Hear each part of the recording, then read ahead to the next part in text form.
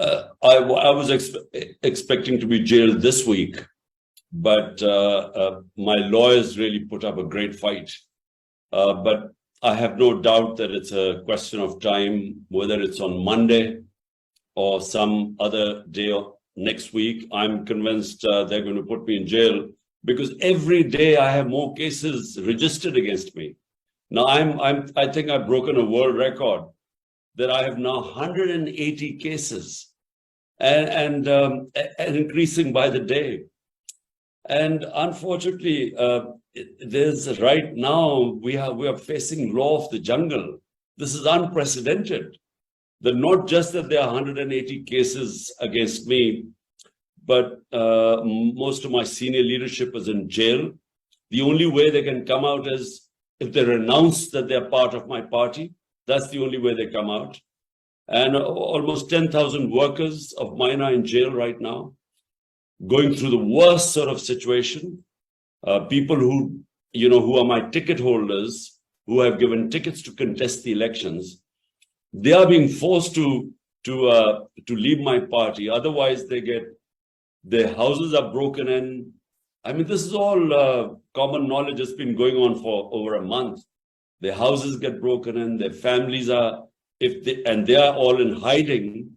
So their relatives are picked up. Young boys have been picked up. Their women. So we are facing the worst sort of persecution. It's never been done. This sort of thing has never been done in Pakistan to political workers. So it's a matter of time. I expect maybe Monday, maybe a few days later, but I don't see being out of jail for long. Well, definitely our ex-army chief, he engineered the whole thing. He used the intelligence agencies to break my party members and also our allies. So it was a coalition government.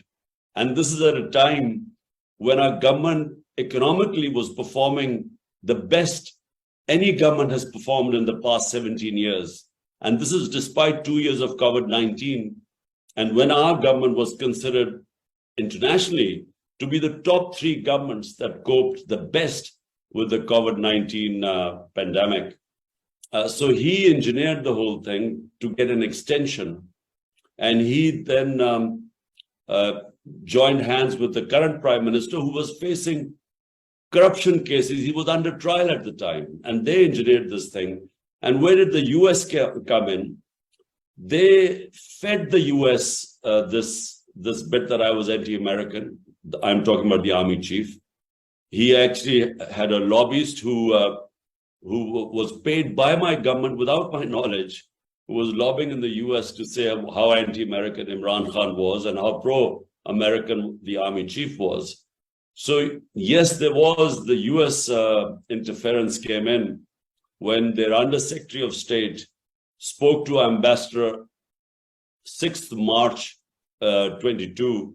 And the ambassador then sends me the cipher, which says that ambassador sends me the cipher, which says that unless the Prime Minister Imran Khan is removed in a vote of no confidence, there would be consequences for Pakistan.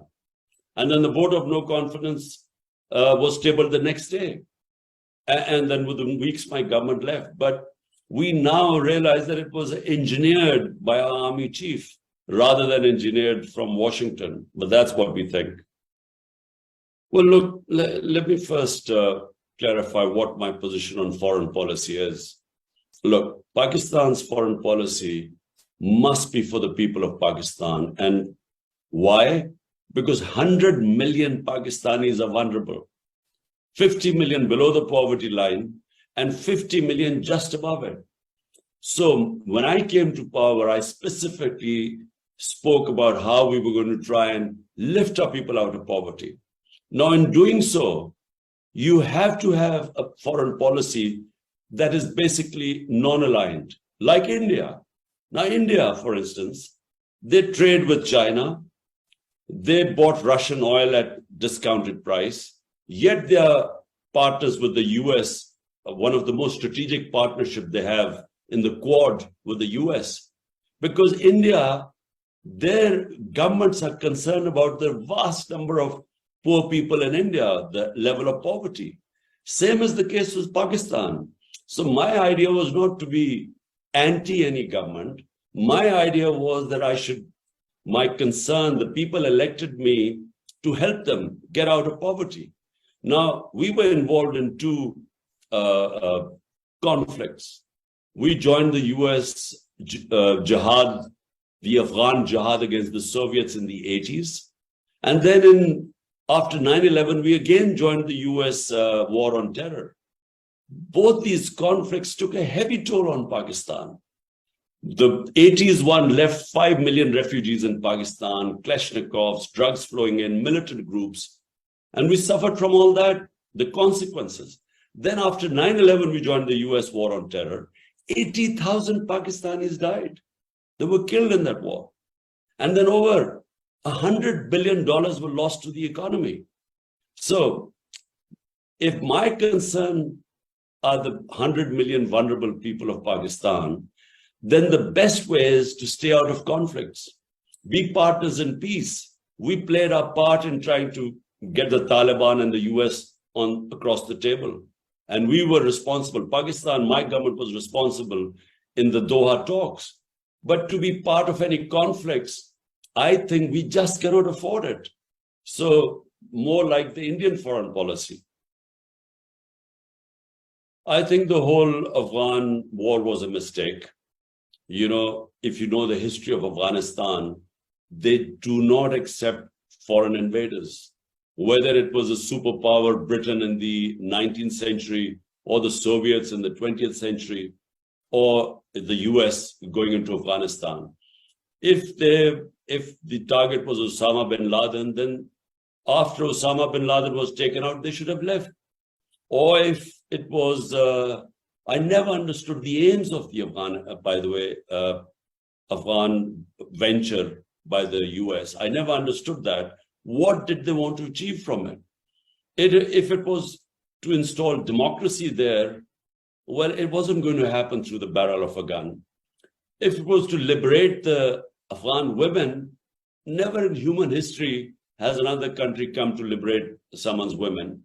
So if it was just, from what I could understand, it was to Osama bin Laden was the terrorist.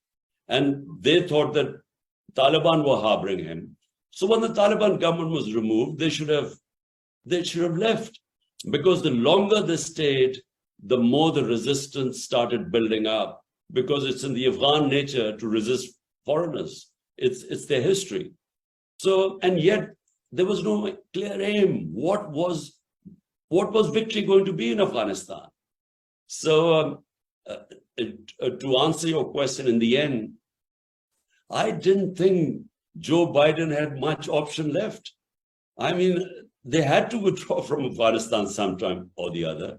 The only problem was the way the withdrawal took place.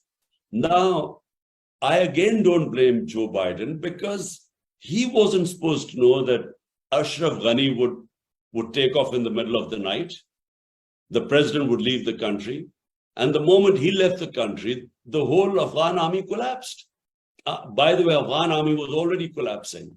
So no one was expected to, Biden wasn't expected to know that there were 300,000 Afghan army would just collapse and that the president would take off. Because all of us, we sitting in Pakistan, thought there would be a civil war. There would be, 300,000 Afghan army it would take a long time. When I met President Trump, this was almost 2 years before what happened in Kabul. President Trump thought that the Afghan government would last 6 months after the withdrawal, but no one expected the way it collapsed. And so because it collapsed in the way it did, the whole withdrawal became chaotic, and no one was expecting it. And then the airport scenes. And I think President Biden actually got a lot of flack, but, if that had happened 2 years later, for instance, if 2 years later they had withdrawn, and if the president had fled, as Ashraf Ghani did, the same thing would have happened 2 years later. So I think, he couldn't have predicted the collapse of the Afghan army and the president leaving the country.